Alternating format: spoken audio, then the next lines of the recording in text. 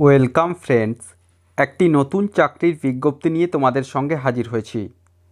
NPCIL অর্থাৎ nuclear power corporation of India লিমিটেডের পক্ষ থেকে নতুন 400টি শূন্যপদে নিয়োগের জন্য অফিসিয়াল বিজ্ঞপ্তি প্রকাশিত হয়েছে।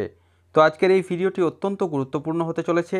আজকের এই ভিডিওতে আমরা স্টেপ বাই স্টেপ আলোচনা করে দেব কোন পোস্টে নিয়োগটি করা হবে, সেখানে শিক্ষাগত যোগ্যতা কী লাগবে, বয়সসীমা কী রয়েছে, আবেদনের পদ্ধতি, সিলেকশনের পদ্ধতি অর্থাৎ সম্পূর্ণ বিষয় নিয়ে স্টেপ বাই স্টেপ বিস্তারিতভাবে আলোচনা করে দেব। চ্যানেলটিতে নতুন দর্শক হয়ে থাকলে অবশ্যই চ্যানেলটিকে সাবস্ক্রাইব করে পাশে থাকা বেল বাটনটিকে প্রেস করে দাও, যাতে সমস্ত ধরনের নিত্য নতুন চাকরি সংক্রান্ত আপডেটসগুলো সবার আগে তোমাদের কাছে পৌঁছে যায়। তো এখানে যে অ্যাপ্লিকেশন প্রক্রিয়া, এর অনলাইন আবেদন প্রক্রিয়া অলরেডি 10 এপ্রিল 2024 অর্থাৎ গত 10 এপ্রিল 2024 সকাল 10টা থেকে শুরু হয়ে গিয়েছে এবং আবেদন করা যাবে আগামী 30 এপ্রিল 2024 বিকেল 4টা পর্যন্ত। এখানে অনলাইনের মাধ্যমে আবেদন করা যাবে। এবার দেখো কী আসছে, পেমেন্ট অফ অ্যাপ্লিকেশন ফি অর্থাৎ অ্যাপ্লিকেশন ফি পেমেন্ট করার ডেট কী রয়েছে এবং কত টাকা পেমেন্ট করতে হবে। A non refundable application fee of ₹500 is chargeable only to male applicants belonging to general, undeserved, EWS and OBC categories। অর্থাৎ কেবলমাত্র আনডিজার্ভ ক্যাটাগরির প্রার্থী হয়ে থাকলে, আনডিজার্ভ এবং পুরুষ প্রার্থী যারা রয়েছে সেক্ষেত্রে তাদেরই কেবলমাত্র অ্যাপ্লিকেশন ফি জমা করতে হবে। সেক্ষেত্রে আনডিজার্ভ, EWS এবং OBC প্রার্থী হয়ে থাকলে 500 টাকা এখানে জমা করতে হচ্ছে।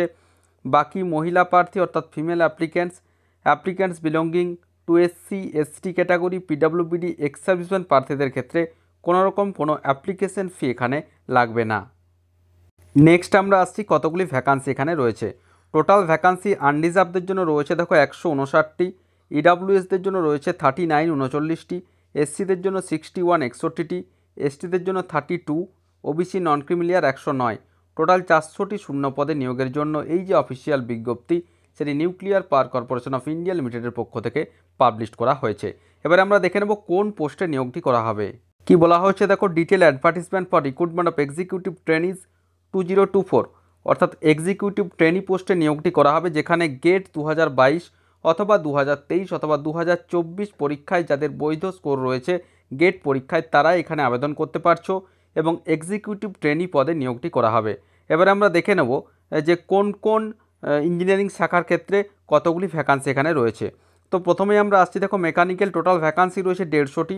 তার মধ্যে আনরিজার্ভদের জন্য রয়েছে তোমরা দেখতেই পাচ্ছ 60টি, EWS 14টি, SC 23টি, ST 12টি, OBC নন ক্রিমিলিয়ার রয়েছে 41টি, টোটাল রয়েছে 150টি। কেমিক্যালের ক্ষেত্রে ভ্যাকান্সি রয়েছে 73টি, তার মধ্যে আনরিজার্ভ 29টি, EWS 7টি, এইভাবে টোটাল ভ্যাকান্সি রয়েছে 73টি। ইলেকট্রিক্যালের ক্ষেত্রে ভ্যাকান্সি রয়েছে 69, ইলেকট্রনিক্সের ক্ষেত্রে রয়েছে 29, ইনস্ট্রুমেন্টেশনের ক্ষেত্রে রয়েছে 19টি এবং সিভিলের ক্ষেত্রে ভ্যাকান্সি রয়েছে 60টি। টোটাল 400টি ভ্যাকান্সি এখানে রয়েছে। এবারে আমরা আসছি শিক্ষাগত যোগ্যতা। কি বলা হচ্ছে দেখো, BE অর্থাৎ ব্যাচেলর অফ ইঞ্জিনিয়ারিং অথবা ব্যাচেলর অফ টেকনিশিয়ান অথবা bachelor of science engineering degree যাদের রয়েছে, অথবা যাদের 5 বছরের ইন্টিগ্রেটেড এমটেক রয়েছে উইথ মিনিমাম 60% মার্কস, অর্থাৎ অবশ্যই BE হোক, বিটেক হোক অথবা BSc হোক অথবা এমটেক হোক, সেক্ষেত্রে অবশ্যই ন্যূনতম 60% নম্বর থাকতে হবে এবং অবশ্যই প্রার্থীদেরকে ভ্যালিড গেট যে স্কোর 2022 অথবা 2023 অথবা 2024 পরীক্ষায় ভ্যালিড অথবা বৈধ স্কোর এখানে অবশ্যই থাকতে হবে। এবার দেখো disciplines acceptable as per prescribe qualification অনুযায়ী মেকানিক্যালের ক্ষেত্রে যাদের মেকানিক্যাল অথবা প্রোডাকশন ইঞ্জিনিয়ারিংয়ের ডিগ্রি রয়েছে তারা অবশ্যই এখানে আবেদন করতে পারছো। যাদের কেমিক্যালের ক্ষেত্রে রয়েছে কেমিক্যাল অথবা ইলেকট্রোকেমিক্যাল, তারাও আবেদন করতে পারছো। ইলেকট্রিক্যালের ক্ষেত্রে রয়েছে ইলেকট্রিক্যাল অ্যান্ড ইলেকট্রনিক্স, অথবা রয়েছে ইলেকট্রনিক্স অ্যান্ড কমিউনিকেশন, অথবা ইলেকট্রনিক্স অ্যান্ড টেলিকমিউনিকেশন, অথবা electronics and controls, electronics and instrumentation, অর্থাৎ বিভিন্ন যে শাখাগুলি রয়েছে সেক্ষেত্রে যদি গেটের বৈধ স্কোর থাকে তাহলে অবশ্যই কিন্তু তোমরা এখানে আবেদন করতে পারবে। এবার আমরা আসবো বয়সসীমা। 30 এপ্রিল 2024 অনুযায়ী বয়সের হিসাব করতে হবে, যেখানে জেনারেল এবং EWS প্রার্থী হয়ে থাকলে আপার এজ লিমিট রয়েছে 26 ইয়ার্স অর্থাৎ 26 বছর বয়স পর্যন্ত এখানে আবেদন করা যাবে। বর্ন অন অর আফটার, যেটা দেখো ডেটগুলো পরপর এখানে উল্লেখিত রয়েছে। OBC NCL প্রার্থীদের ক্ষেত্রে 29 বছর বয়স পর্যন্ত আবেদন করা যাবে। SC STদের ক্ষেত্রে 31 বছর, PWBD জেনারেল অথবা EWS ক্যাটাগরি হয়ে থাকলে 36 বছর, PWBD OBC নন ক্রিমিলিয়ার প্রার্থী হয়ে থাকলে 39 বছর বয়স পর্যন্ত আবেদন করা যাবে। এবং পিডাব্লিউবিডি এসসি এসটি ক্যাটাগরি হয়ে থাকলে 41 বছর বয়স পর্যন্ত আবেদন করা যাবে এবং বাকি সমস্ত ক্ষেত্রে কিন্তু পরপর বয়সগুলি এখানে উল্লেখিত রয়েছে। এবার দেখো প্রথমে ট্রেনিং হবে, যেখানে কি বলা হচ্ছে the selected candidates will be required to undergo 1 year orientation training in any of the training facilities as follows. অর্থাৎ প্রথমে 1 বছর একটা ট্রেনিং দেওয়া হবে, ট্রেনিংয়ের পর তাদেরকে এক্সিকিউটিভ ট্রেনি পদে উন্নীত করা হবে। এবার দেখো প্লেসমেন্টের ব্যাপারটা পরপর এখানে দিয়ে দেওয়া রয়েছে। নেক্সট এখানে যেটা রয়েছে স্টাইপেন্ড, ট্রেনিং চলাকালীন স্টাইপেন্ড এখানে কত দেওয়া হবে তোমরা দেখতেই পাচ্ছ। মান্থলি যে স্টাইপেন্ড দেওয়া হবে এক্ষেত্রে 55,000 টাকা স্টাইপেন্ড দেওয়া হবে মান্থলি, এবং সাথে ওয়ান টাইম বুক অ্যালাউন্স দেওয়া হচ্ছে 18,000 টাকা, এবং অবশ্যই লজিং এবং বোর্ডিং এনপিসিএলের পক্ষ থেকে অবশ্যই এখানে দেওয়া হবে। এবার দেখো after successful completion of training executive training will be appointed as scientific officer C in group A as detail below. অর্থাৎ এই ট্রেনিংটি সফলভাবে কমপ্লিট হয়ে যাওয়ার পর তাদেরকে সায়েন্টিফিক অফিসার পদে উন্নীত করা হবে, যেখানে লেভেল 10-এর বেতন এখানে দেওয়া হবে। যেখানে দেখো রয়েছে পেমেট্রিক্স যেটা রয়েছে 56,100 টাকা পেমেট্রিক্স রয়েছে। ডিএ রয়েছে 50% of pay in the pay matrix, অর্থাৎ তার সাথে 50% ডিএ, এবং গভর্নমেন্ট অফ ইন্ডিয়ার নির্দেশ অনুযায়ী টাইম টু টাইম ডিএ এখানে অবশ্যই কিন্তু দেওয়া হবে।